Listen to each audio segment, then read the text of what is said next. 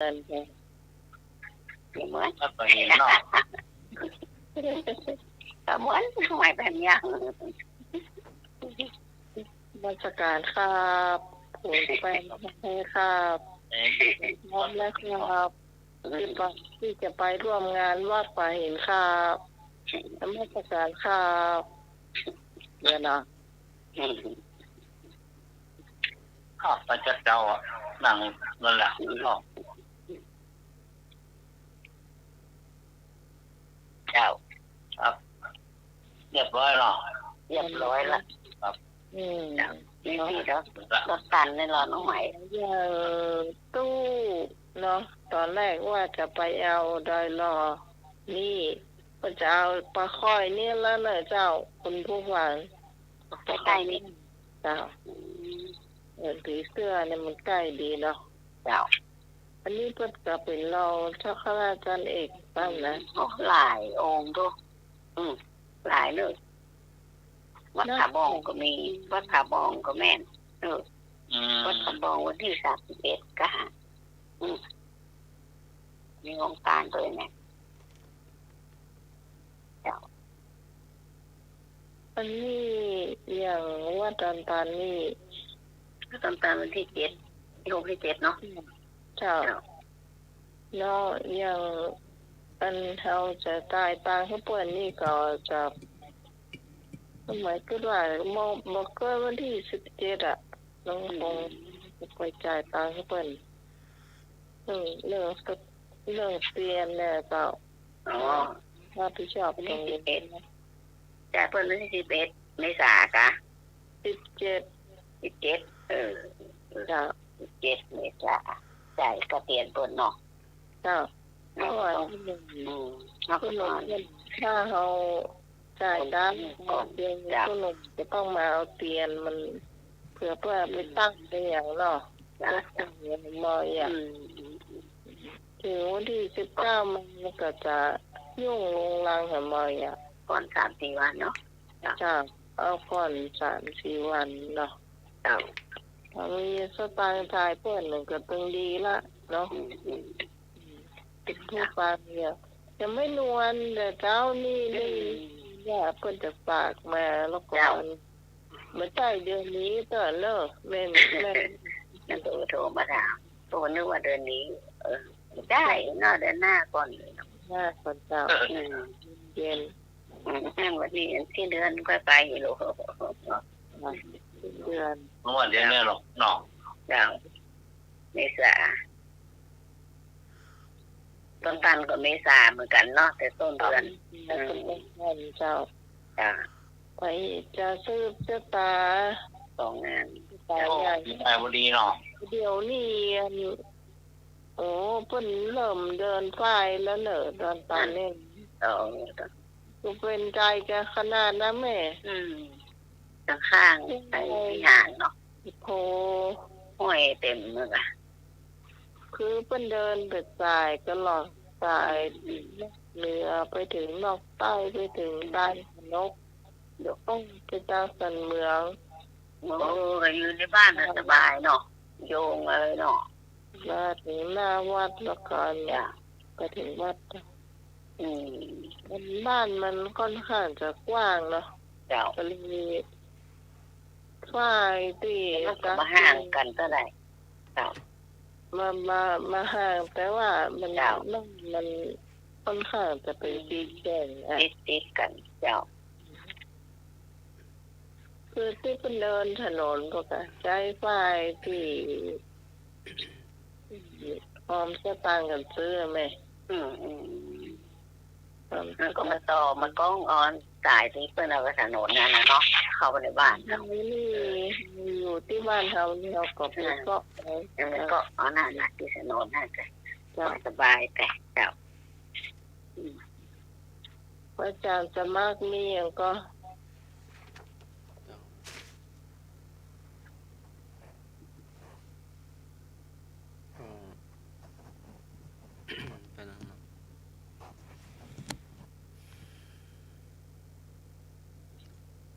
วัน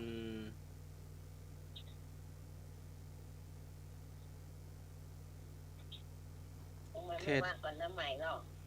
เทศนาธรรม4 ภาคทั่วไทย ครั้งที่ 2 เฉลิมพระเกียรติพระบาทสมเด็จพระเจ้าอยู่หัวเนื่องในโอกาสมหามงคลเฉลิมพระชนมพรรษา6 รอบ 28 กรกฎาคม 2567 ณ โถงนิทรรศการ ศูนย์ประชุมและแสดงสินค้านานาชาติเฉลิมพระเกียรติ 7 รอบ พระชนมพรรษา ตำบลช้างเผือก อำเภอเมือง จังหวัดเชียงใหม่ ในวันพฤหัสบดีที่ 4 เมษายน 2567 เนาะ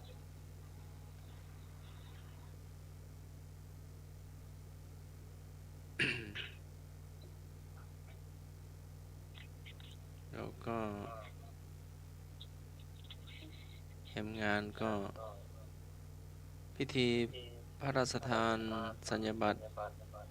พัดยศและผ้าไตร 2567 ณ วัดพระธาตุสีจอมทอง อำเภอจอมทอง จังหวัดเชียงใหม่ ในวันที่ 25 มีนาคม 2567 เนาะ ก็กับโมหิตาแสดงความยินดีเนาะ ครูบาอาจารย์พระครูทุกท่านเนาะเสียงยาว สามารถจะไป เสียงยังย้อนอ่ะ นะ เสียงยังย้อน ไม่รู้วางหรือยังได้บุญอ่ะให้บุญวางหรือยัง ได้บุญยัง วางกันผมไม่บุญ วางก็วางมันวางหมดเลยเนาะเดี๋ยวเริ่มใหม่นึงเนาะ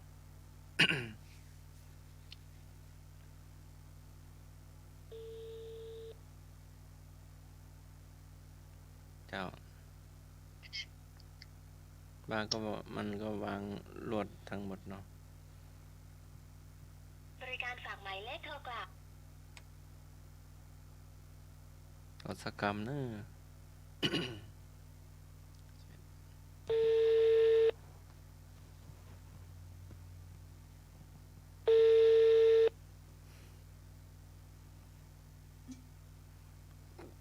ก็ได้ละ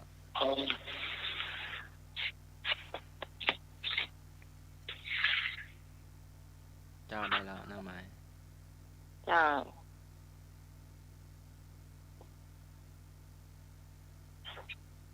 เจ้าก็มี2 เรื่องเลยเนาะ จ้าต่อไปเป็นธรรมะเจ้า4 ทุ่มแล้วเนี่ย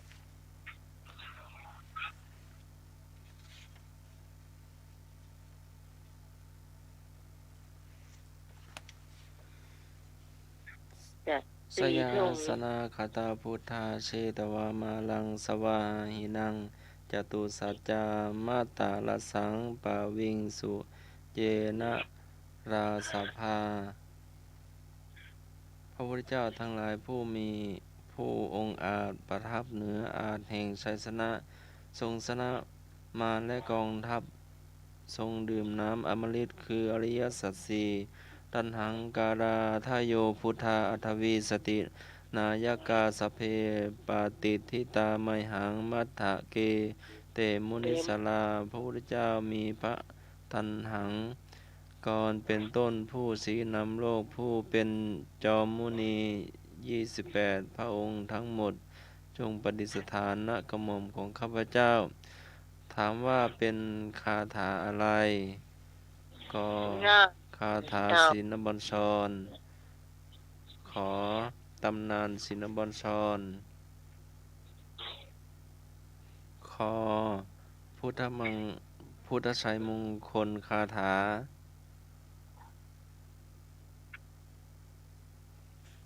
ที่ได้สวดมาเมื่อสักครู่นี้เป็นคาถาอะไรกอไก่คาถาศีลบัญชรขอไข่ตำนานคาถาศีลบัญชรคอควายพุทธชัยมงคลคาถา อันนี้ถือว่าง่ายนะเจ้า มาเลย เป็นพระคาถาที่น่าบัญชาจ้า ไหนลองตัวให้ฟังหน่อยสิ อยากฟังแม่สวดจังเลย เทยาสุนัขตาเตชะวามานันตัวนันจตุสัพเจตพังนัสนยืนยิงวัดปีสุนราสภาตันหังกราทโยพุทธาอัตวิสตินายกาสัพเพปฏิทิตาแมงมัตเกเตหิสลาสีเตติจมพุทโธธรรมโมทวีโลจนีสังโฆปฏิสโตแมงวเดตภาคุณากโรอาทิเยเมอนุรุตโตสารีปุตโตจิตทักขิเนเดี๋ยวจะรบกวนเวลาคนเอ็นเนาะ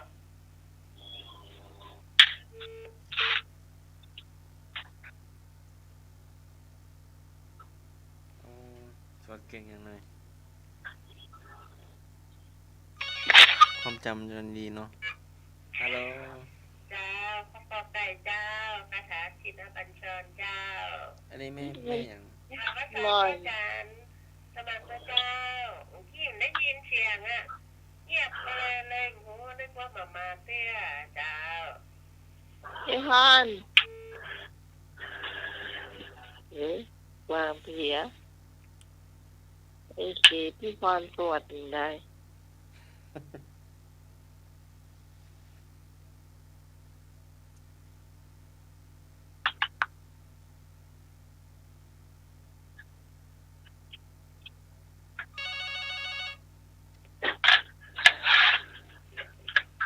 เจ้า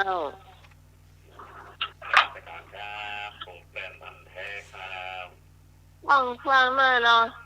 คำตอบสุดท้ายคือข้อขอไข่ครับตำนานชินบัญชรนะครับนะครับนมัสการครับ ฟังไม่เอา ว่า คำตอบสุดท้าย คือตำนานชินบัญชรอยู่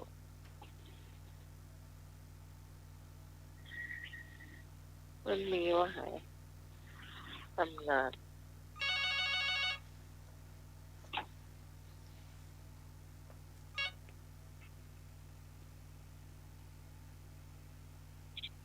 จ้าง เจ้าดิจ้าน้องไม้ จ้างไม่นวล แล้วแม่นวล เจ้าไม่สายท่านสมรพระอาจารย์เลยนะเจ้า จ้า เอามาใครเชื่อทุกคนเลยนะเจ้า จ้าง เอาข้อขอไก่เลยเจ้า จ้าง หน้าบัญชรเจ้า ไม่นวลท่องได้ก่อน ได้เลยเจ้าแต่บางครั้งมันก็หลงอยู่นะมันจะเอาข้อต่างๆลงไป ตักน้อยเหรอน้อยเหรอตักน้อยเหรอ สาวทาเจตวามราสวานังสตุสังสพังและสังเยปเวสุนรัสสะตันหังเงี้ยจ้ะ จ้า แต่ถ้าส่วนอย่างนี้มันก็จะได้อยู่แต่บางครั้งเขาก็จะหลงไปห้องเพราะมันพยายามกันเนาะ ครับ เนื่องจากตัวจะต้องมันมีบทนำแนวนะ แล้วตัวมุนวิ่งมาเลยกับแม่ ยังก็จะ ตัวมุนตัวบาลีวิ่งมารายการหรือว่ามันมีอยู่กำปากเนี่ย ถ้าเกิดไปยังไงนะมันก็จะไปคนเดียวมันเนี่ยเนาะ เชื่อมีของวันนี้ ก็จะสวดอ่ะที่พุทธเจ้าโมสันนิธนาจิตใจยิกยันอ่ะจ้าตีกันเนาะเดี๋ยวให้คนอื่นมาสวดต่อเนาะ ครับ จ้า ครับเที่ยวมาเด้อเบื่อนะ เจ้าถ้าวันรับคนนะเจ้า โอ้ มันใช่รับเด็กรอบเดียวอ่ะ ครับ เด็กบ่เด็กเจ้า เจ้าพักกลางเลย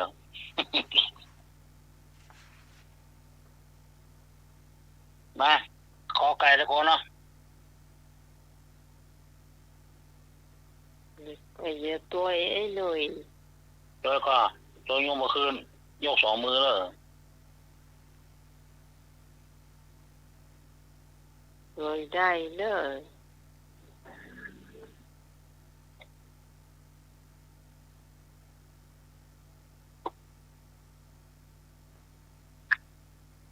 โลกมนุษย์เนาะเดี๋ยวก่อนร้อนเดี๋ยวก่อนหนาวเดี๋ยวก่อนฝนเนี่ย ไอ้ อากาศเปลี่ยนวันนี้นะโอ้ก็ต้อง หน้าร้อนอีกเนาะ ครับครับบ่เคยได้ กินน้ำนักๆนะครับน้ำไม่ขาดกินน้ำนัก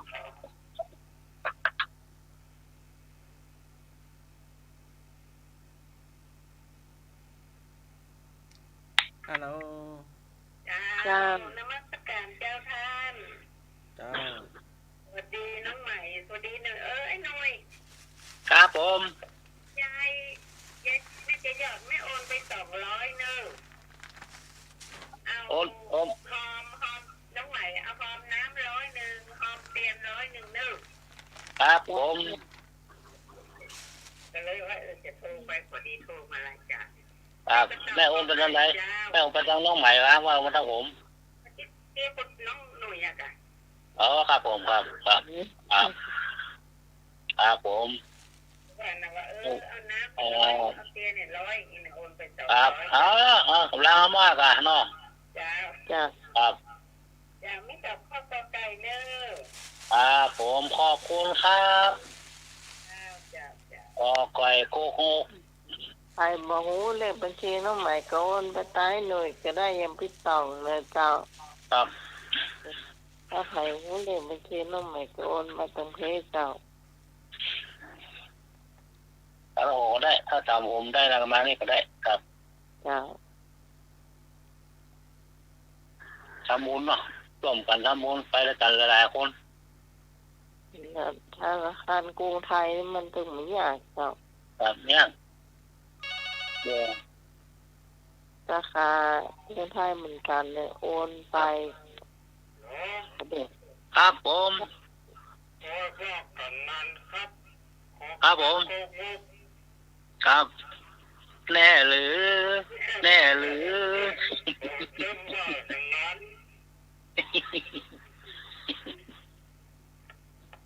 ครับผม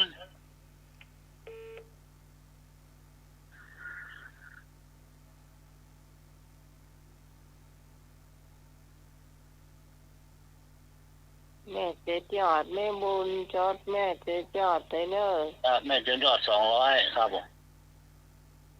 แม่บัวคำจันลอยในเจ้า แม่บัวคำเนาะ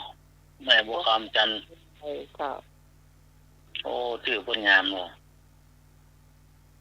บัวคำแบบบัวจันบนแห่งดัก เจ้า จันสองบัวแห่งดอกเนาะ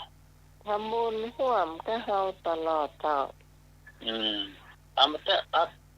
กำลังเอาตะได้ก็ได้นะ เจ้า ครับไปเรื่อยๆไปน้อย เรื่อย ๆความรักสำคัญเจตนาคนใจเต็มร้อยเนาะ ๆต่อดีเจ้าน มัสการครับผมแฟนมันแท้ครับ เอาอย่าง ผมชอบหน้าฮ้อนเนี่ยครับหน้าฮ้อนเนี่ยดีที่สุดอะหน้าฝนนี่โอ้ลำบากไปไหนก็เปียกโหน่ะลำบากหน้าฝนอะหน้าหนาวโอ้หนาวก็หนาวผมว่านครับอยู่ในกินในป้อมได้อะหน้าหนาวอะหน้าฮ้อนเนี่ยดีที่สุดอะครับหน้าครับอดเอา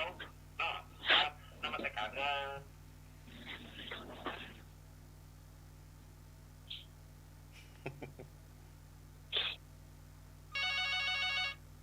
เราก็ตื่นไปจ้างตาก็ พยากรณ์อากาศเนาะ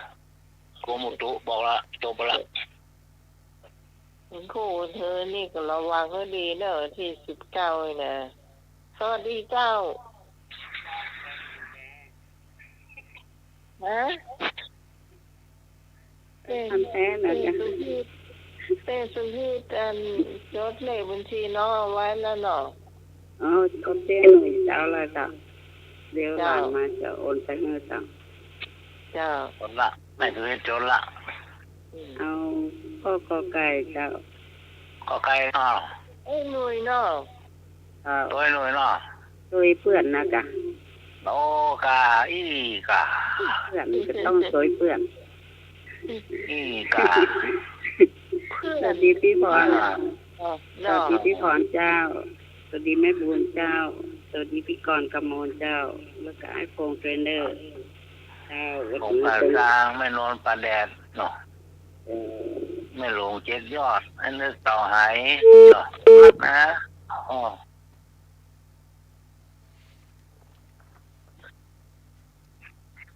ตัดลางแล้วพะเยานะพะเยามาเอาพ่อตะวันเนี่ยมาตะวันได้รับเจ้า ได้ยินนะเจ้า ครับ ตัวไอ้นุ่ยตัวคนเด้อมันก็ไป ครับ เจ้า ตัวผมเนาะ เจ้าตะกี้แม่ โอ ติด เค ต่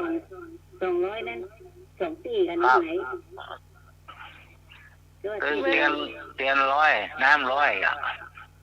อ๋อเป็ เอ้ น บอก 200 กันลอง เจ้าที่เดียวกันเจ้า ครับครับ 200เจ้าจ ครับ บ ละ ผมค เจ้า รับแม่ เจ้าว่าพอดีแม่ ไม่ แม่ ยอด แม่ทุพิษแกตะเกีย ครับผมแม่สุพี่ครับ นิดนึงลอง เลยนะเจ้า โอนมาตั้ง ยังไม่โอนนะครับ เจ้าร อวันเธอว่างอยู่ก็รอวันว่างครับ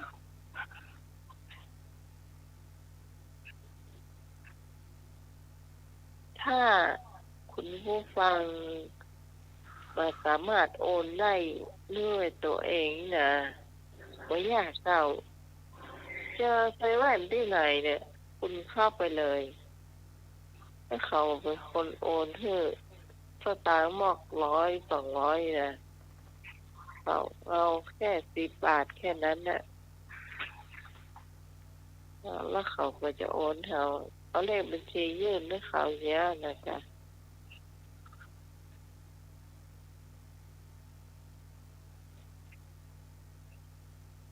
เขาก็จะโอนให้กับเซเว่น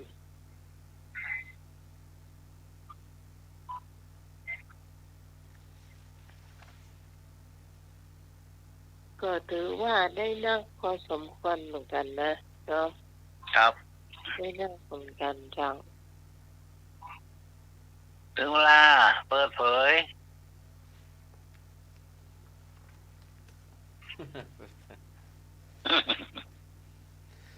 เฉลยเป็นคาถาซินบอนซอนกอไก่ ขอไก่โคงงก ก่อนแล้วตอนน้ำใหม่เฮียนใช้ยา โอ้คนนักเนอะคนมันคนนี่นะ นะ คนสวดนัก ไปเฮียนวัดว่าหินใหม่ๆเขาว่าเขาสวดเนี่ยมาเหมือนเพื่อนนี่เนาะ อืม ก็คนที่สอนเท่านี่เพื่อนสอนเป็นภาษากลางว่าเจียาโคนากระตาโคไทยก็ต้องมาปรับด้วยตัวเก่าเห็นโอ้ นี่เป็นของไผ่ ไม่ไป ที่มันซ้อนนั่นเป็นของไผ่ เจอพี่นานสมชายอยู่นู่น ที่ไหน เจ มา อไหน มาพักที่ เด็กๆมาพักที่วัดสันดอกเนาะ เออ เราก็เจอกันเนาะ อืม หาเด็กๆหานักเรียนอยู่จังหวัดน่านอ่ะ มาเอลสวนสัตว์มาเอลพระธาตุดอยสุเทพมาแล้วก็ทัศนศึกษาตัวเองก็แข่งกีฬาตัวเองก็ อืม ปะสิทธิพี่เนาะ อันนั้นเป็นอาจารย์วันที่สอนสอนทั้งที่ยังเป็นเนนอยู่เลย คนที่ อ๋อที่ผมอยู่เมืองไหนนะครับ เจ้า ไม่เป็นครูเลยอ่ะหมอ เป็นครูแล้วต้องเมินแล้วสอบที่ติดลงไป ที่คนโทรมาแล้วนะ อยู่นาน้อยเจ้า แล้วโทรเข้ามากำลัง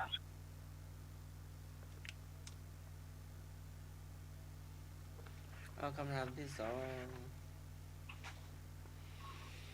คำถามที่สองพิจารณาความเจ็บบ่อยๆพิจารณาความเจ็บเนืองๆเป็นอุบายบรรเทาความประมาทในอะไรพิจารณาความเจ็บป่วยเนืองๆเป็นอุบายบรรเทาความประมาทในอะไรกไวขอความไม่มีโรคคอชีวิตงอความเศร้าโศกพิจารณาความเจ็บป่วยเนืองๆเป็นอุบายบรรเทาความประมาทในอะไรกไวขอความไม่มีโรคคอชีวิตงอความเศร้าโศกตอบมาได้เลย ข้อนี้เหมือนยากเจ้าเหมือนยากนะ งองูอะ โอ้ ฮะ โอ้ แน่ฟังดีกว่าตัวเพื่อนดีกว่า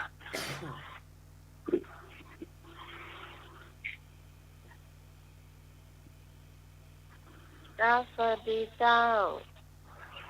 น มัสการครับปลูกแฟนทำแท้ครับ โอ้บัดโต้ยละเปลี่ยนใจละที่บ้านละ คำตอบสุดท้ายคือขอไข่ความไม่มีโรคเป็นลาภอันประเสริฐครับนมัสการครับ บอกได้เลยพิษเจ้าพิษเจ้าเอาไปได้เลย ขอไก่มาแล้วเนอะโอเคขอไข่ ตอนนี้ก็ไก่จ้า ขอไก่เนาะ จ้าก องกระมูลขอไก่โกโก้ วางงูกับโขกไข่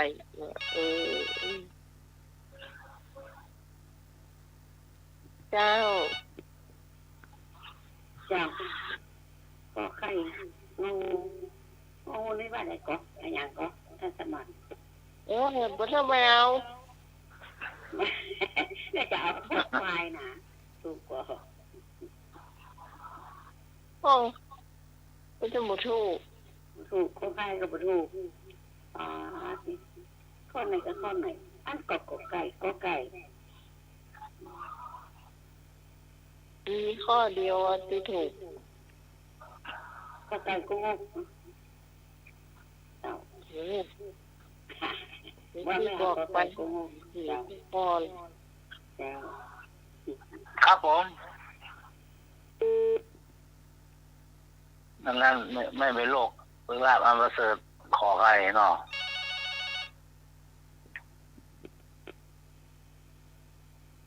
ไอ้หนุ่ยมันตอบเองผู้เศร้าหมองงองู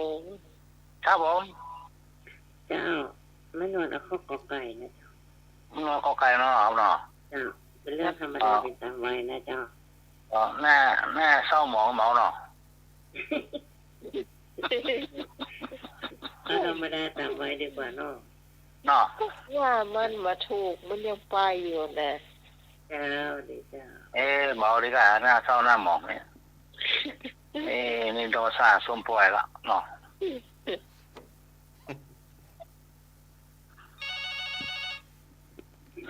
ตัวแฟนมาแท้ดีกว่า ก็ค่าอ่ะ ขอใครอ่ะแต่มันแน่นะแฟนมันแท้เลยมันชอบแม่นกันเนอะ เป็นบางเตื้อแล้วมันเราถูก แต่นี่ เออ งอนนะอันนี้ ถูกหลายเทื่อนะพ่อ อันนี้มันเหมือนใจอ่ะคำถามมึงคำตอบฟังดี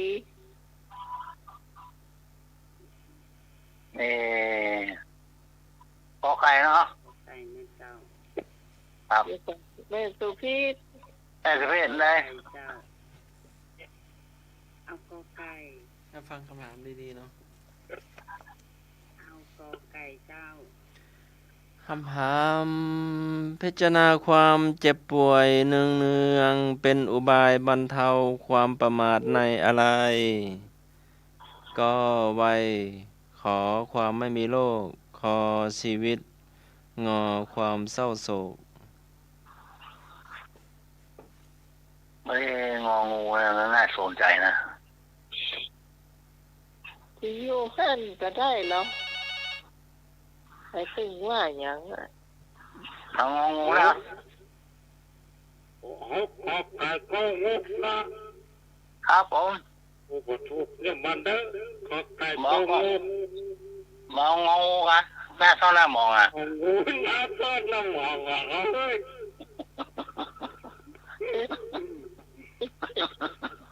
ตัวไหนมือเต้ากลางวางข้ามอ่ะเบากัน ก็ยาแก้ปวดอีกไก่นึงแก้ยาแก้ปวดหัวยาวเหรอ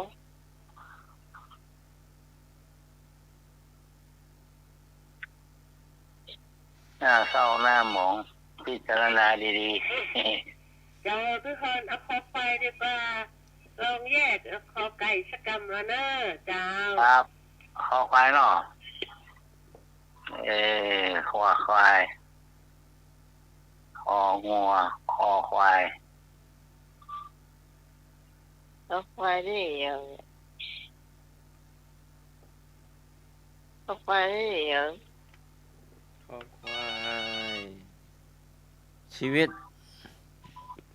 ชีวิตเหรอครับผม เอาคอไก่เจ้า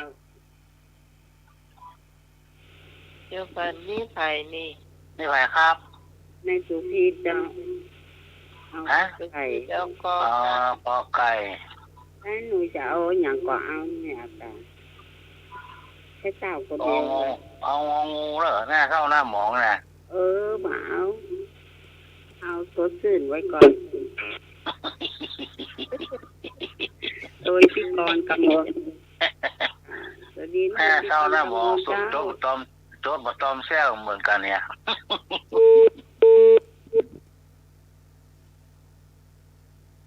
ตุ๊บตอมเชื่อตรงมือเนี่ย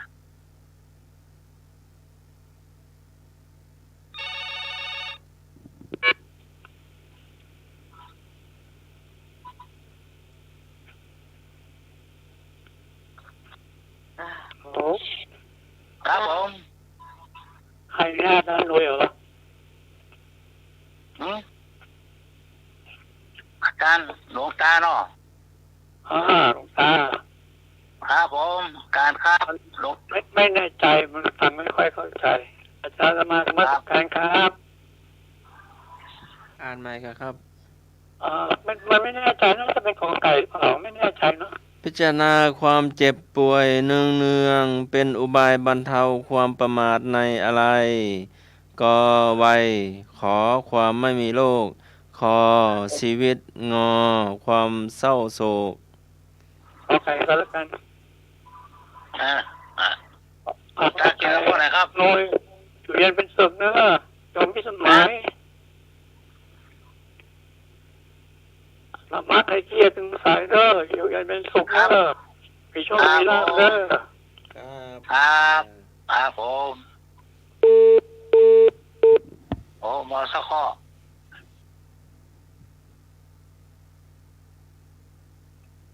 มันมายังไงได้ยังไง ความทุกข์คือธรรมดาหรอทุกข์เนาะทุกข์เนาะเจ็บเนาะเจ็บเนาะน่ะ นึกว่าวันนี้ไหวเลยนะให้สบายเลย เป็นว่าเป็นองค์ประตูเอาอะ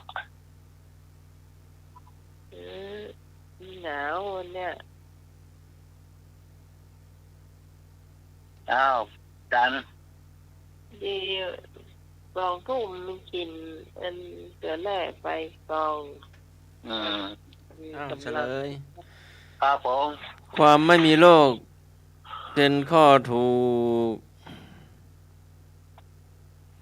ขอใครเอ้ยเป็นมันแท้กี่เรียบ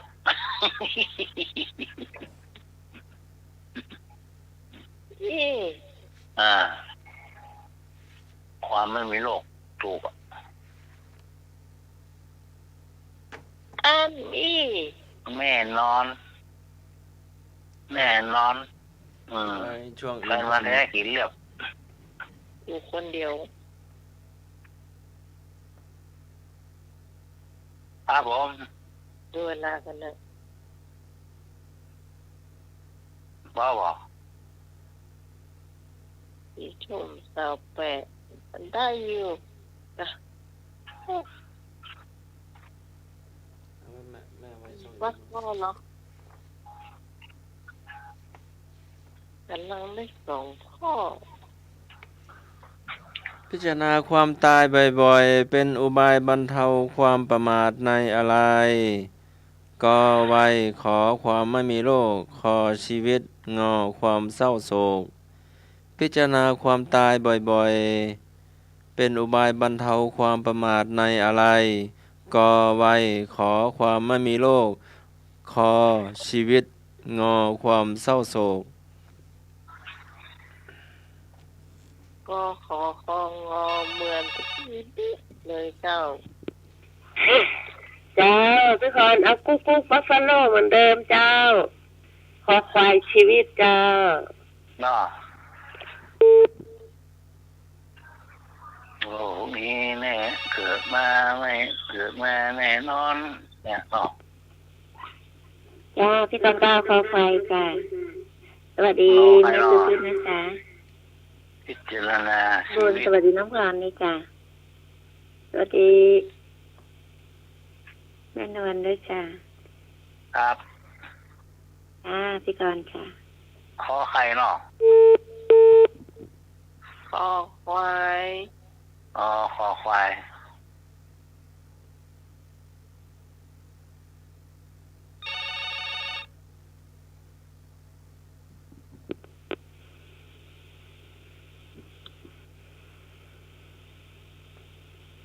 เรา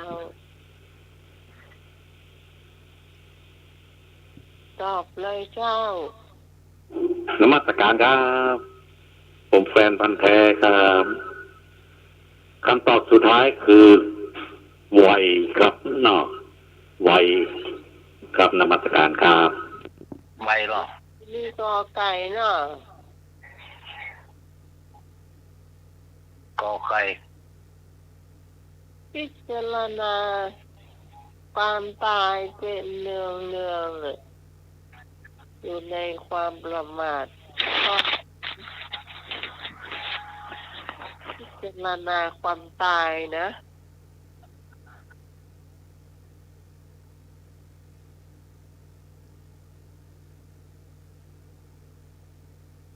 เกิดมาต้องตายแน่นอนเนี่ยเนาะเพลงมีดัก ว่า เพลงนี้ ตรงว่าตัว เพลงนี้มีหรอครับโลกนี้คือละครนะเนาะ ดีเต็มก็คุณผู้ฟังที่จะตอบปันเจ้า เชิญครับมีอย่างนี้2-3 คนไหนหมดส่งเลือกคนไหนเลือกข้อไหน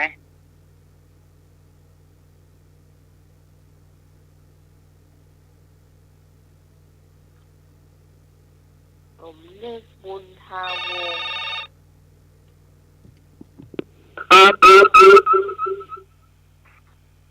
ก็ไปก็งกขันกำโล ขอควายครับ ก็ไก่ก็ไก่ ขอไก่คง แต่ที่เจ้าขอไข่เหรอให้เป็นพันธุ์แท้ถูกเฮ้ย แม่ฟังตัว แน่เนาะ แม่ เก่ง แม่ นะ แม่ฉัน พ่อน้อยนานได้เวลานก็เลิกเจ้าถูกปืนบ้าน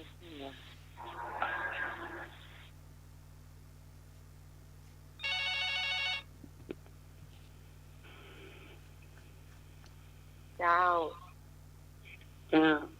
ไม่นอนตัวไอ้นึกนะเจ้า ครับผม ก็ไก่ก็งกนั่นนะเจ้า ครับ ดีเจ้า ผู้ใครมันแห้งเลยล่ะ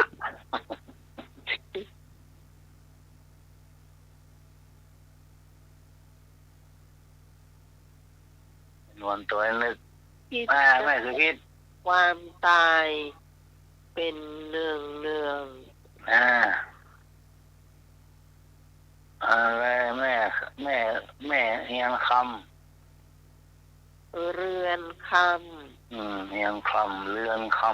ำเอาอยู่งาม ำแม่สุแก้วโทรมาพ่องกระเต้าโทรมาตอบ แก้วโพละสุแก้วโพละลางเนาะ จ้ะ โอ้นี่ก็ใจบุญเลยนะนี่ออกงานละทำบุญนี่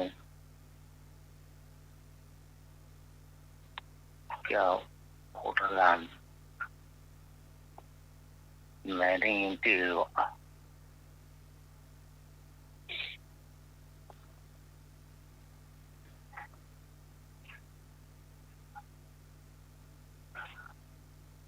บนแล้วก็เด้อ ครับ จ้ะ เด็กแล้วคุณค่าครับละ โทษได้เวลาเนอะ ครับผม ไปช่วงอื่น เฉลย การพิจารณาความตายบ่อยๆ เป็นอุบายบรรเทาความประมาทในชีวิต คอควายนี่ เจ้า เจ้า ประมาณเนาะ ความตายมันก็ชีวิตพุ่นละเจ้า ประมาท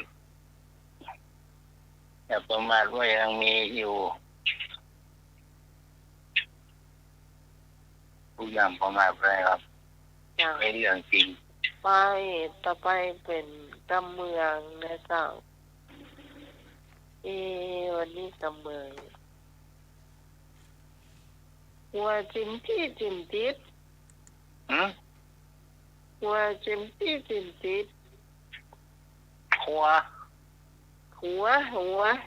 อ๋อหัวจิมจี้จิมจิตโอ้บุญโคเห็นไหมเนี่ยโคแห้งอ่ะ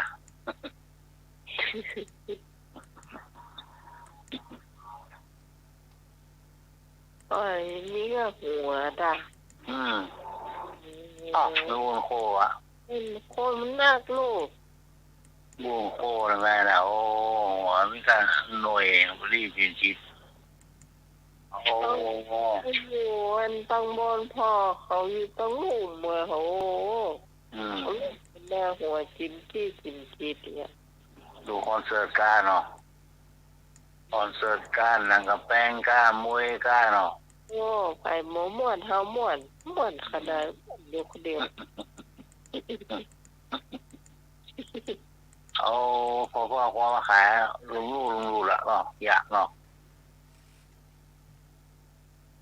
พี่พรได้ฮะพี่พรจำเป็นบนเลย จิมจี้จิมจิตอ้าวจิมจี้จิมจิตอ้าวข้าวควบ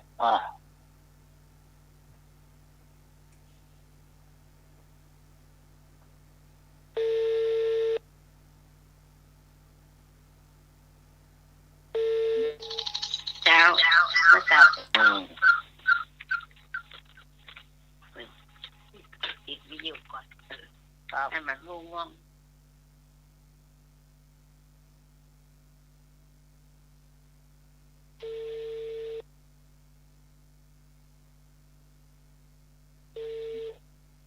เจ้า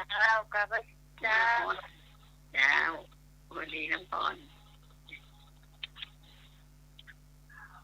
จิจี้ จิมจี้จิมจิตว่ะโอ้ ไปยืนพออย่างพระพุ่งเรือยืนจุ่มนุ่มให้ลำเรือ เนาะ โอ้เขาไปอย่างให้ลำเรือ โอ้ หัวจิจี้จิจี้แหละ แม่กล้าลูกไหนมาลูกไหนจิมจี้จิมจิตลงมาของรูปเนาะ ว่านะ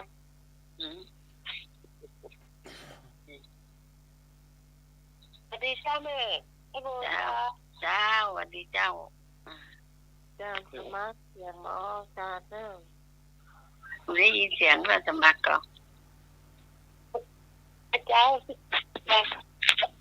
ผมได้ยินเสียงว่าสมัครมา มาวันนี้มาสององค์ท่านตะวันเนาะท่านสมัครไปหันท่านสมัครนั่งอยู่ในห้องส่งคนเดียว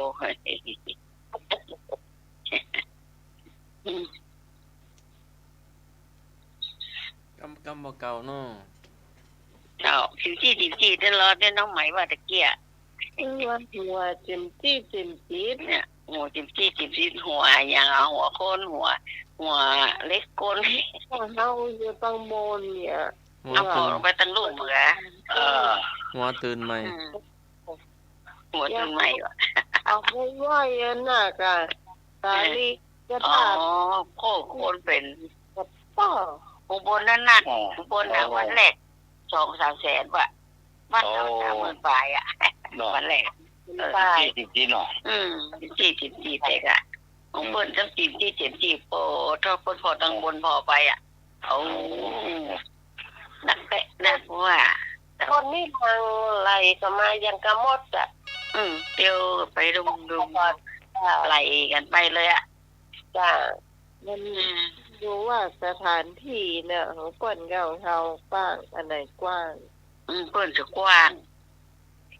มันกว้างคนละอย่างจีเรือนทั้งเป็นสาวน้อยกับสาวน้อยจิบอ่ะผู้ชายยังไงผู้ชายยังไงว่าสาวน้อย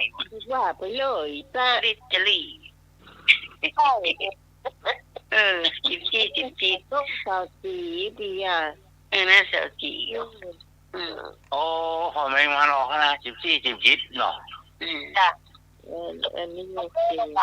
ได้อยู่คนมันนักเหรอจ้ะอุ่นเข้าไปอ่ะโอ้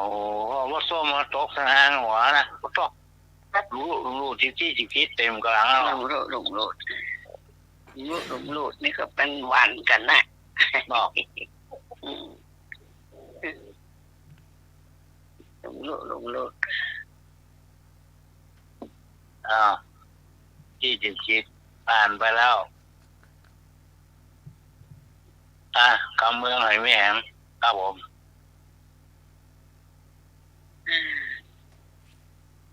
คำเมืองข้าวควบขนมข้าวควบที่เปิดเป็นนั่นน่ะใหญ่ๆขนมข้าวควบอ่ะใส่งาตัวเนาะข้าวควบมันเปิ้นเอาอะไรอ่ะบ่มีงาเหรอเกี่ยวว่าเปิ้นก็บ่ใส่เกี่ยววัดนั้นเห็นใส่งาเนี่ยงาข้าวแก่จ้ะเราแก่บ้านเฮานี่ใส่งาดำเนาะบ้านเฮานี่นะต้องแซ่บ่ลำแต่ได้แซ่บมันแผ่นน้อยเนาะบ่ฝ่ามือครับต้องจับเนี่ยมันล้ำแล้วมันกินเนี่ยเปิ้นเฮาเดี๋ยวมันละลายในปากนะข้าวควบอ่ะข้าวควบจ้ะลำดีน้ำผสมน้ำอ้อยดังแล้วกินวังควบละเนาะอมเข้าไปอีกทีมึงยุบลงไปหมดละแผ่น50ก่อนละโอ้แป้งคำเดียวนะแล้วก็นี่ถุงเจ้าบาทเนาะแผ่นใหญ่เลยแม่เป่าโอ้2 ฝ่ามือนี่ก็หัวแม่มือมาจนกันเนี่ยว่าอย่างนักปลาเหลือเนี่ยนี่อย่างขายตามบ้านตามจองเนี่ยเขาข้าวควบอ่ะไม่หรอชาวบ้านเดียวมีเริ่มเดียวชาวบ้าน3 แผ่นอ่ะ3 แผ่น50เป็นแผ่นใหญ่3 หมดน้องที่นั่งเลยนะลองเล่นเป็นเล่นมามีใส่ถุงใส่ไฟนั่นใช่ถุงใส่ไฟแล้วแผ่นใหญ่ตัวใส่เป็น2อะ2 มือเลยค่ะมือจนกันนี่นะแผ่นวันนั้นเนาะเป็นใหญ่เขาปิ้งปิ้งเก่งเนาะเขาปิ้งจ้ะปิ้งเลยออกมีแต่2 แน่ล่ะปิ้งไปปิ้งมาปิ้งใหญ่ออกเนี่ยออก อดใจทานเนอะเนาะทานก็หลวงเนี่ย แม่ได้ทานก็แค่มาก็ปิ้ง ครับเขาควบจบละอ่านธรรมะครับ มีอย่างว่อง เจ้า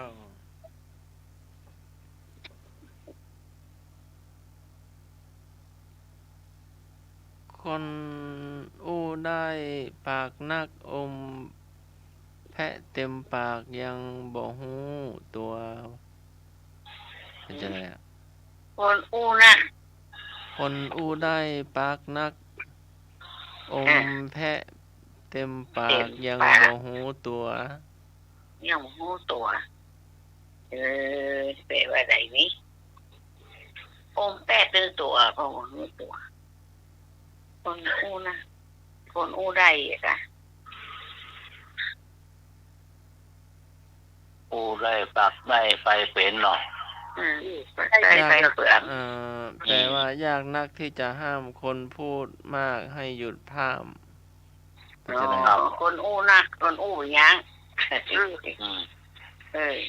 ใครบ่ได้พูดอ่ะ แค่นะแต่นี่เรื่องจริงนะเนาะ คนอู้คนเดียวเห็นน่ะคนเดียวเนาะ เราอยู่ใกล้ได้จีข้ามเนาะว่าได้นี่เนาะ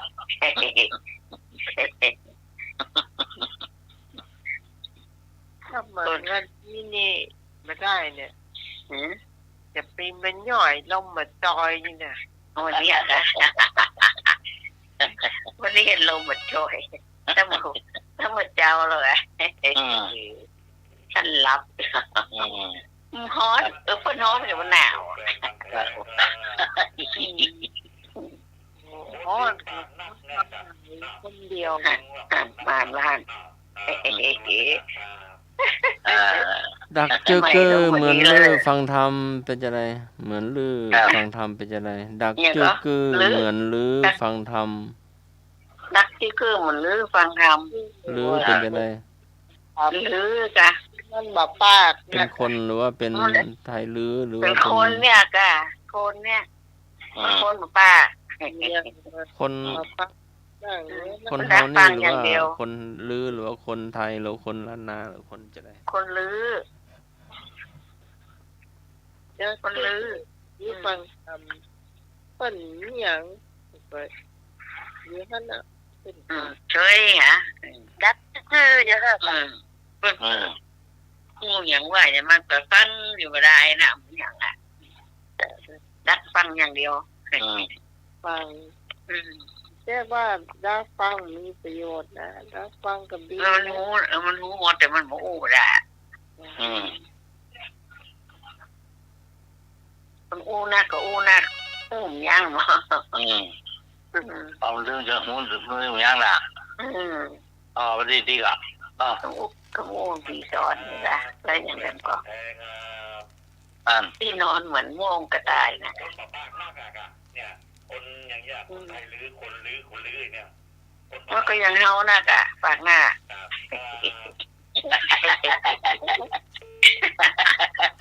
ก็ยังเฮานะกะปากหน้า โ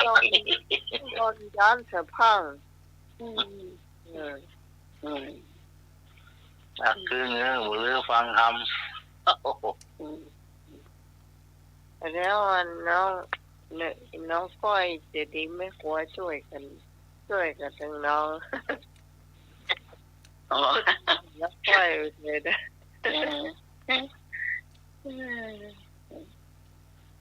นี่ไงช่วยน้องว่าคนเดียวฟังน้องก้อยทำมาช่วยมันห้ามเหมียมแค่ฟัง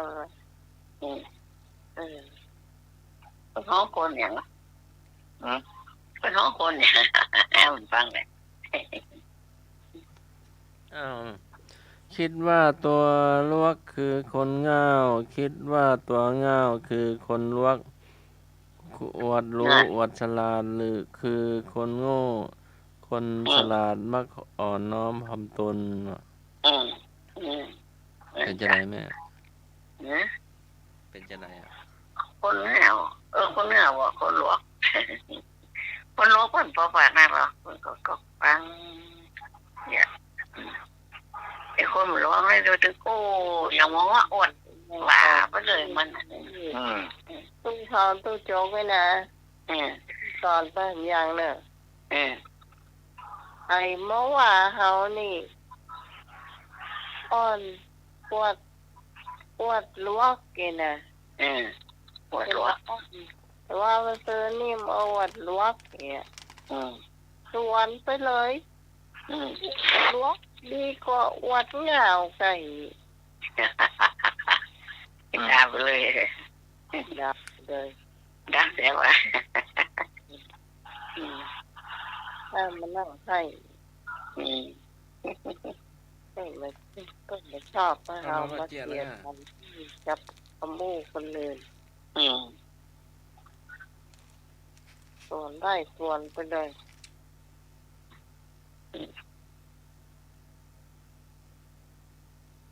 เพราะว่าวันนี้ไม่ได้จัดรายการนะครับการลูกกับสอนว่าจะพักก่อนก็ได้นะน้องไหม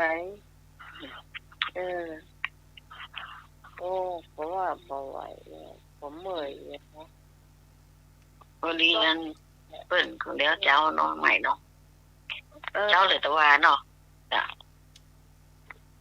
แต่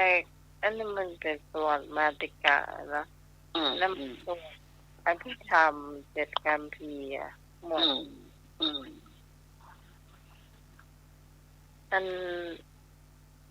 อย่างว่าอย่างตะกี้เริ่มไปแล้วฮะโอ้แม่มาลืมนั่นลืมไปแล้วมาเมียอย่างอ้อก่อมีเชี่ยก่อเจ้ามีเจ้าเอาเลยถ้าสมัครนี่หมดกว่าเราเลยสมัครไปแม่ก่อนจะไม่ไปเจอเชี่ยลุงจะมาเล่าลุงหลงเนาะโอ้ในนัดจะมึงเกิดไกลแต่ไกลบ้างอ่ะออกวัดตั้งแต่ตี 4ไปถึง 11 โมงเข้ามันดูไก่แต่ไก่ว่าตี 4อยู่อำเภอเมืองตำบลอย่างจำไม่ได้แต่อยู่วัดมะเขือแจ้วัดมะเขือส้มหมู่บ้านมะเขือส้มก็ใกล้ๆกับบ้านรักไทยใกล้กับวัดปางอุ๋งใกล้กับบ้านเขือแจ้ละปูนไว้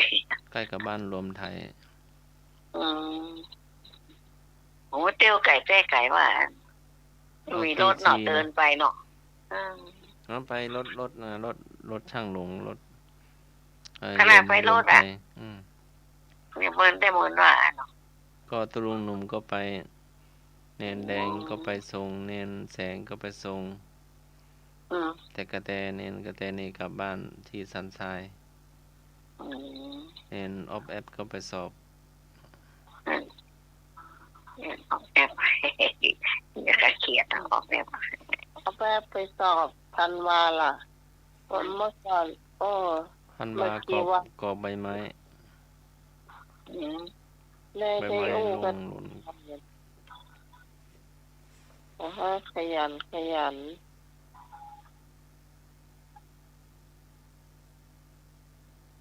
ชนะไม่ได้ก่อนขยันเนี่ยท่องไว้ถึงวันถ้าตอนนี้กับแกนี่ก็ย่อยเหมือนกันนะท่านว่า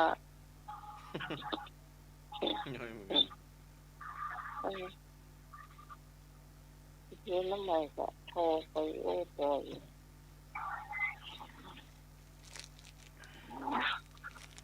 จบไป1 เรื่องเนาะจบเป็น1 เรื่องละยายในนัดก็ยายให้ลูกทำยากับข้าวแต่น้อยตอนยายบ่อยู่จะได้ทำกินเป็นวะอยู่กับคนเฒ่าหรออยู่กับคนเฒ่าบ่ได้สอนหรอลูกนึงเข้าหุงเข้า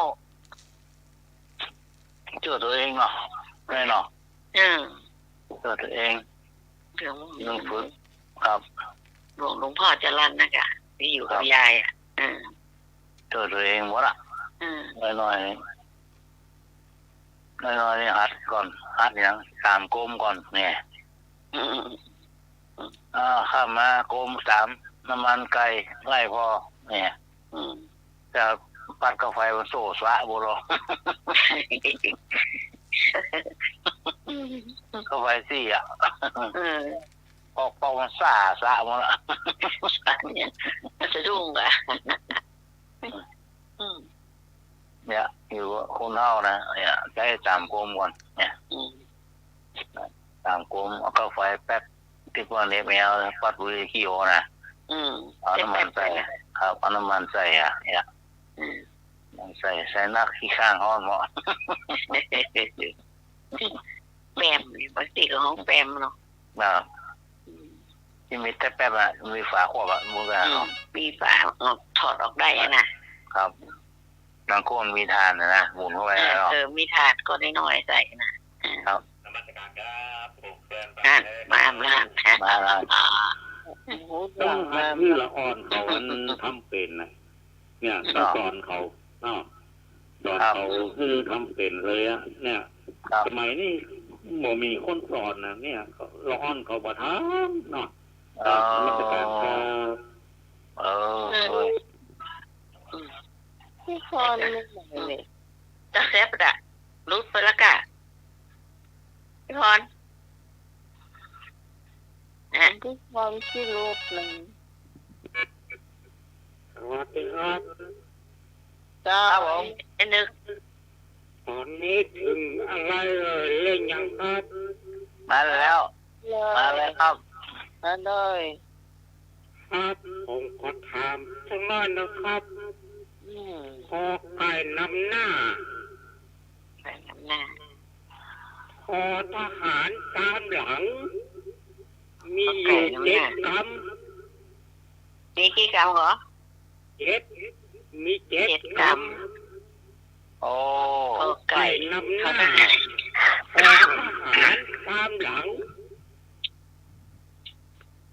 กรุงเทพมหานครรัตนมรสุโขทัย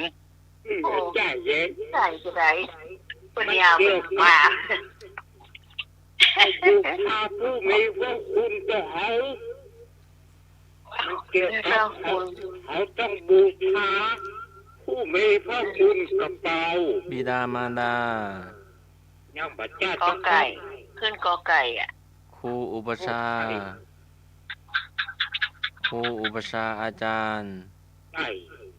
หลวงพ่อเจ้าอาวาสเพราะว่าไม่หรอกกอไก่นำหน้ากอไก่แล้วอาหารด้วยพวก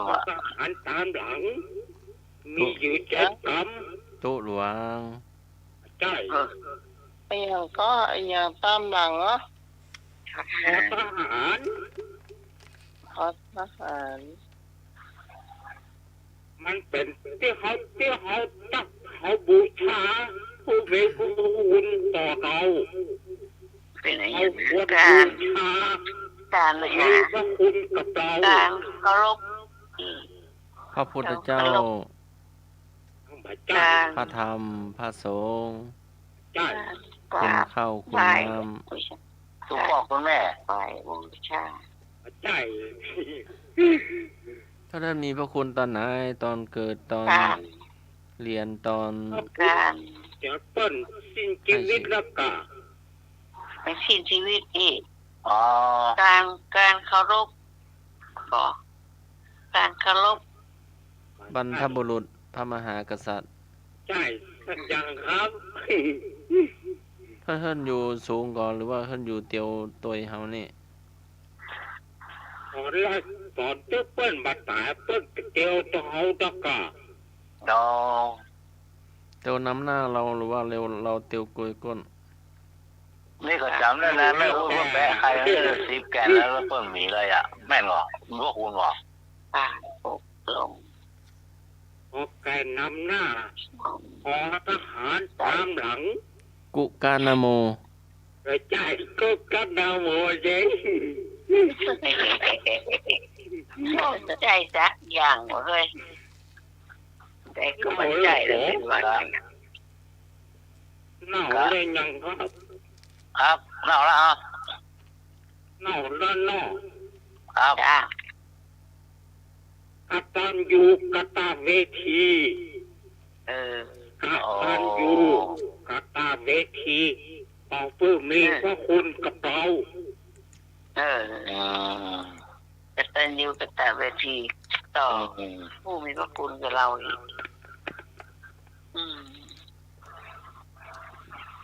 โอ้อ๋อลืมกันเนาะวันจันทร์ละ นึกมาถึงนึกมาออกเนาะ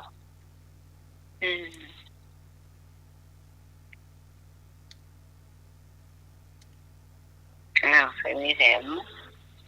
พี่พรรู้แล้วกันพี่พร รถค่ะรถแต่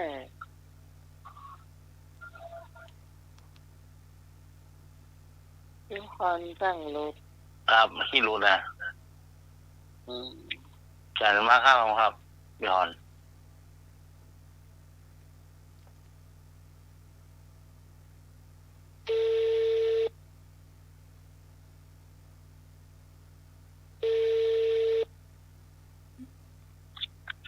เจ้ารุดเห็นละรุดแต่หันจ้า ครับพี่พรมีอย่างอ้อก็มีเกี้ยก็ พี่เจ้า ครับเลย เสียพี่พรนี่นะมันเป็นเชี่ยป้าเซียว ครับ เซียวลุ่มนี่นะจะไปแอลหาป้าเซียวทางบนดอยเจ้า อ๋อ ป้าเซียวทางลุ่มขึ้นไปไม่ได้หอเข้าไปเตยไปถึงบ้านป้าเซียวบนดอยก็บอกแม่เซียวว่าแม่เซียวอันป้าเซียวนี่มันได้หอเข้ามาเตยเนอะได้มาขอกินข้าวเตยแม่เซียวเนอะแม่เซียวก็ว่าวันนี้แม่เซียวตำน้ำพริกเนาะป้าเซียวกินได้เนาะโอ้กินได้ไม่เซียวก็ถึงเวลาเมื่อตอนมาไม่เซียวก็โยกน้ำพริกมาเนาะน้ำพริกสักนึงมีกะหล่ำปีกามทั่วกาบะเขือกาสักแก้วกันนึ่งไปกันท่านเนาะแต่น้ำพริกเนี่ยเป็นน้ำพริกอย่างโง่ป้าเซียวว่าลำขนาดนี้เราป้าเซียวตั้งลูกมาเคยกินป้าเซียวก็เอากินเข้าไปอิ่มแล้วไม่เซียว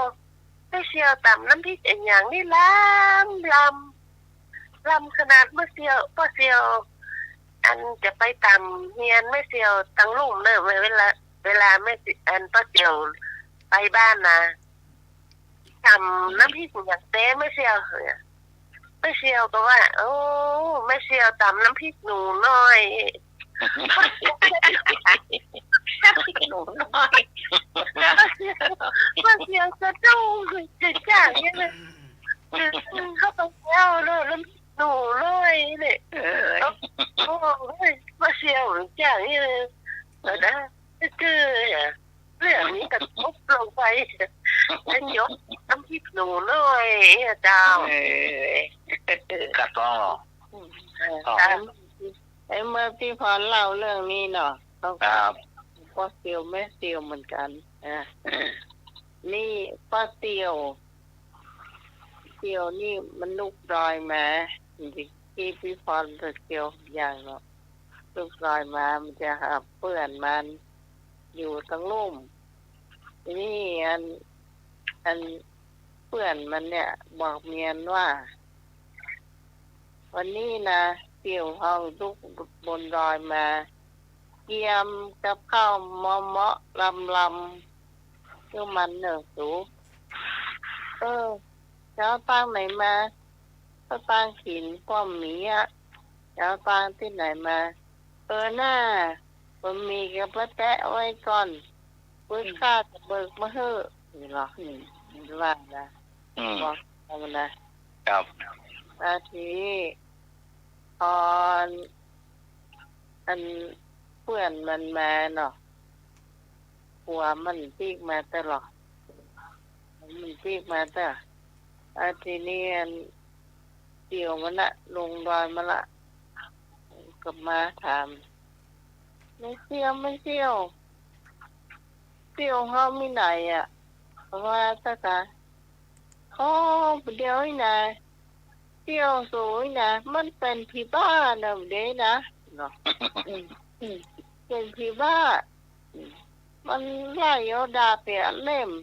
ไล่แทงไล่ฟันเพิ่มไปเลยนี่ตำรวจตะกี้ตำรวจมาไล่ยับมันมาล่นขึ้นไปทางใดบ่ฮู้อีโลล่นไล่ตำรวจไล่ยับมันก็ยังมาได้ซะนะอีโลเป็นจุอัน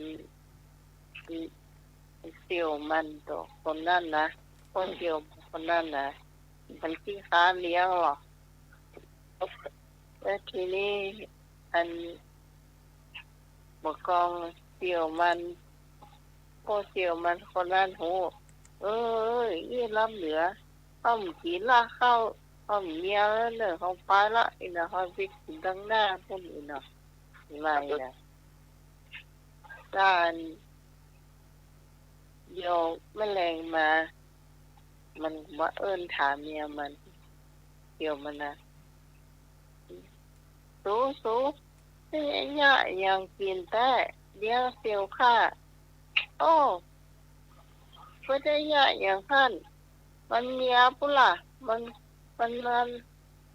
ขอซื้ออันดาบตูเนี่ยกาเนี่ยดาบข้างฝาเนี่ยข้าว่ามาขายกว่าสูเดือดนี่เนาะงานนะสูยังมาเฮือมันเสียไม่ได้ยายเกิดว่าสูมาเฮือตัวสูก็มาด่าค่ายยายเนาะงานนะประเดี๋ยวไอ้นั่นที่บดเดียวมานะเพราะว่าอาเพะพอดาบมาเฮะถ้าจะเอาไปเฮือมันไปแต่เจ้าแล้วกะมันก็หาไปแต่กี้นี่นะเนี่ยแล้วก็ทีนี้มันก็เอาดาบมันน่ะที่ว่าเมียมันจุบมานะว่าเขาซื้อดาบแล้วมันมาขายนะมันก็ฟังต่อยไปให้เซลมันนะแท้ก็จะถึงเจ้าถึงเลยนะเสียวมันก็นอนปักไว้ติ๊กเพื่อนกันดาบตัวนี่ มาเอาแล้วอีนะเอาแล้วเมาละอีนะจะไปข้ามาขายนะใกล้เฮื่อมาได้นะอันเสียวมันมาจุกติ๊กอะล่นคนรอไปติ๊กอะลำบากคนก็ล่นตะคนจะเอาแทบเพื่อมาที่ มันจะไม่ว่าเพื่อนมันจะมาฟันมันนั่นแหละเนาะ นั่นกลัวประดาประดาเลยจ้ะกลัวมันพอฟันมันน่ะจ้ะเมียเก่งละเมียขี้ค้านหรอเด็กขี้ค้านเนี่ยกินหรอมันครับถ้ากระป๋ายแบบพอถ้าตางก็มีเลี้ยวเพื่อนเนี่ยใจดีล่ะหายมันบอกเมียว่าเที่ยวมันจะมานอนนี่หลายวันเนอะหลายคืน โอ้ท่อความทับเป็นสวยเป็นเกี่ยวข้าอะไรเมียหัวดีล่ะ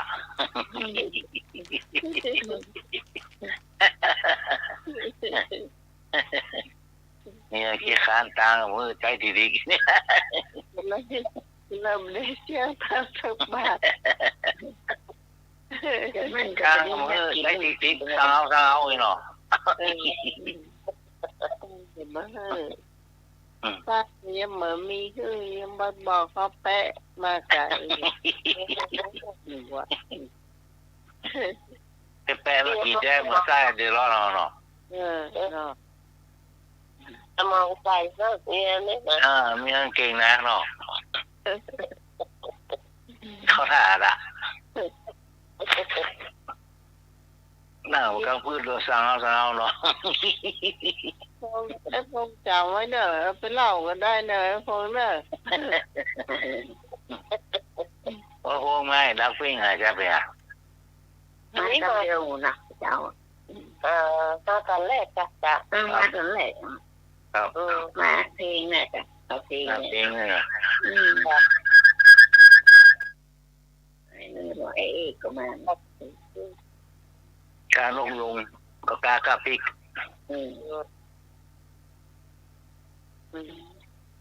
นี่มก่อนสักหนึ่งคำถาม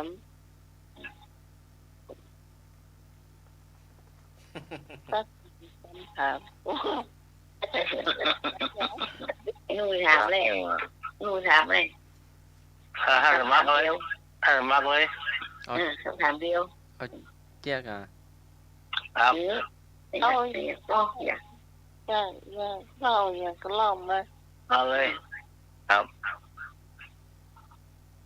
มัด แต่ว่า ในมะเขือส้มนี่นัดก็ว่าถ้าเอาเข้ามาส่งที่วัดวะบินแต่วันสำคัญอะแจ้งบ่แจ้งใส่เป็นโตหิ้วมาแล้วอ่ะ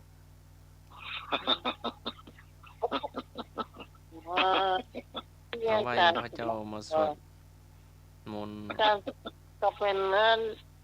แขกผู้มีเกียรติอีน้อง ก็ว่าอย่างเตียวขึ้นไปศาลาเนาะดูเป็นโตไปอะ เปิ้นทำอย่างนี้ ทำอย่างกี้มาจากบ้าน โอ้ เปิ้นทำกับเต้าอย่างมาเขาเข้าตาใหญ่นะเห็นเป็น ใหญ่ หำมันอะโลห โลไทยใหญ่ลังล่ะเข้าเพิ่นอ่ะ มี มันจะหมดกินมาจ้างเขาเปิน แล้วก็เป็นผักอ่ะ ครับ ผักที่ยำเหมือนกันผักดองอ่ะ มันแบบเราไม่ค่อยเคยได้กินเนาะ มันเขากินมาจ้างที่ทางเขาขายอยู่นะครับ แต่หลวงพ่อเจ้าวันเราลำอ่ะ เขากินจ้าเขาว่าเราเอากินมาจ้า แล้วก็ว่าหูบ่ได้ยินว่ะ โอ้ย ตาก็มัวว่ะ โอ้ย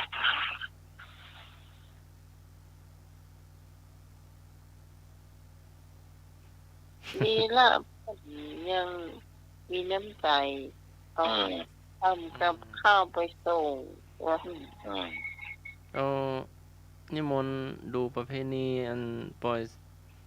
บวชปล่อยสังรองละอ่อนว่ะ โอ้ยสั่งลง 12 13 14 15 16ว่ะ10วันที่16ก็ในนัดจะมา ครับ เตรียมงานวัดต่อเนาะเห็นทำประลัมพิธีกันเนาะ ครับ เขาเรียกว่าทำอย่างเป็นที่นั่งอ่ะที่นั่งที่ปั่นพรเป็น เป็นทำเป็นล็อกอย่าง เดือนไหนเดือนคอยสั่งรองเดือนไหน 12 13 14 15 16 เมษา เดือนหน้านี่แหละ ไป ชาวบ้านมาช่วยกันนักนะเป็น40 ว่าตัวเองก็มีเหรออ๋อ ก็ว่าทาหินก็ต้องมีงานก็ต้องจะเป็นอยู่แล้วนี่พระอาจารย์ก็ต้องไปยืม สั่งลง ขอสักปะมีเวลาที่ไหนจะขอ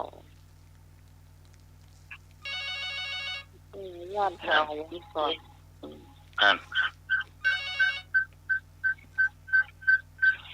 แต่มันแม่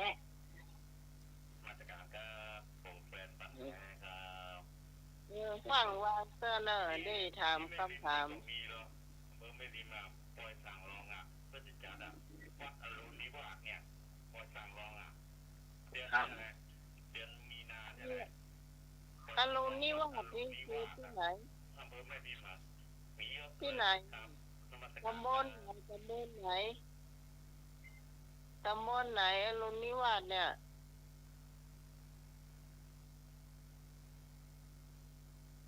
ฟังละ บางละ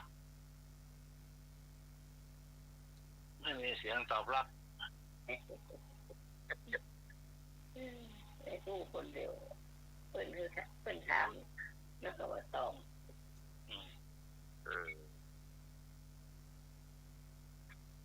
แต่เพิ่นสวดแบบ มนต์แบบพม่าเนาะ อืม แล้วก็สวดม่วนเนาะม่วนไปอีกอย่างห ฟั นึ่ ง ง ฟังเพิ่นก็ม่วนดีดอกอืม สวดก็เบ็ดขใหญ่นั่นเนาะจังม่วน อยากใจ บาง ให ที ญ่ เอาเนนมาสวดเอาเนนมาเตะอะอืม ญาตินางก็ได้ยินว่าอูกาซาอูกาซา อืม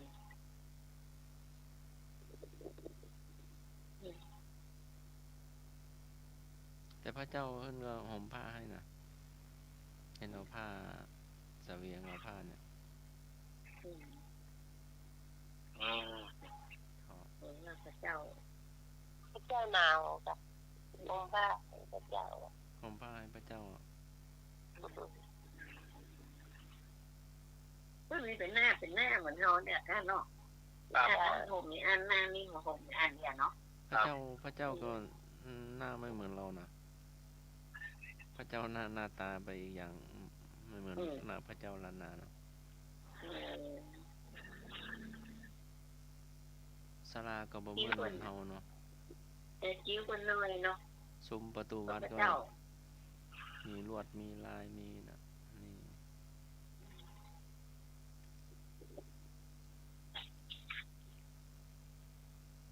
หายนึกหาไม่นึกเริ่มต้นด้วยต่อเสือลงท้ายด้วยจอตานมีสี่กรรมจะไม่เหรอ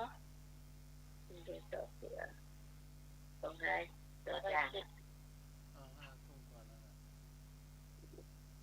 อาจารย์ คำสุดท้ายละ อาจารย์ไปงานศพโยมแม่อาจารย์เนรเอารักษ์เนาะ ครับ แล้ว ก็ได้สูญเสียโยมแม่ไป ทอดแทบดีเลย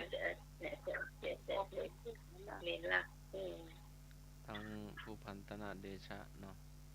ครับ ผู้มีอุปการะคุณที่อุปถัมภ์สถานีพุทธศาสนา FM 104.5 วัดพระหิน ต้องมาช่วยเผาอะไรอย่างนั้นหรอตัวตั ท่า บ น ที่ อา ท จารย์ ำ ท่านถวาย ก็ไปแล้วครับ เป็นอาจารย์ ไปวันนี้เราไป เป็นอาจารย์ใหญ่เนาะ เอาสาธุครับ น้อยนึกตอบมาต้นด้วยสอเสือ จอเสือข้ามอย่างครับ อาจารย์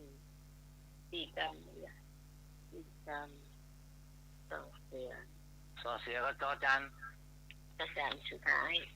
นะครับเป็นกรรมอย่างเนาะกรรมไหว ทำไม่พลาดอ่ะว่าข้ามอย่าง เป็นคาถาอะไรคาถาเอาบอกบอกไม่ไอ้เนี่ยกันอ่ะ สุจอเสือจอจัน สุอย่างก็อีก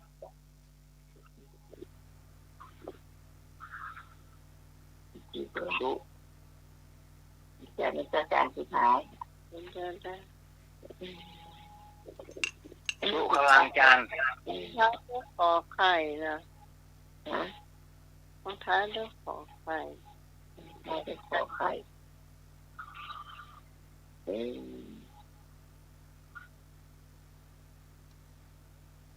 มะม่วงสุก เอาหมดตู้กว่าถ้าจะมากกว่าหมดตู้กว่า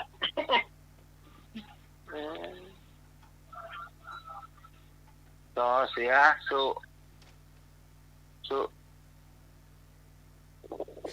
ปุ๊บมาสวงละ สุละสุกใจ มีสงครามแต่จิตใจ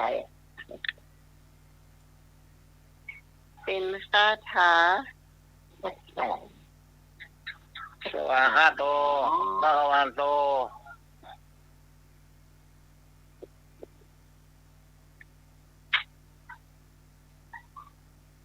กันเลยเนาะ ครับ สุจิบุรี ฮะ เนี่ยว่าตะเกียบแม่ก็ว่าสุจิบุรีนะ โอ้ไปวิ่งกับว่าน่ะ อีกุลิแปลว่าอย่างแล้วคาถานักปราชญ์เนี่ย บุรีเปลี่ยนน้ บางสุบางดิก็คิดสุก็คือการไหนนะ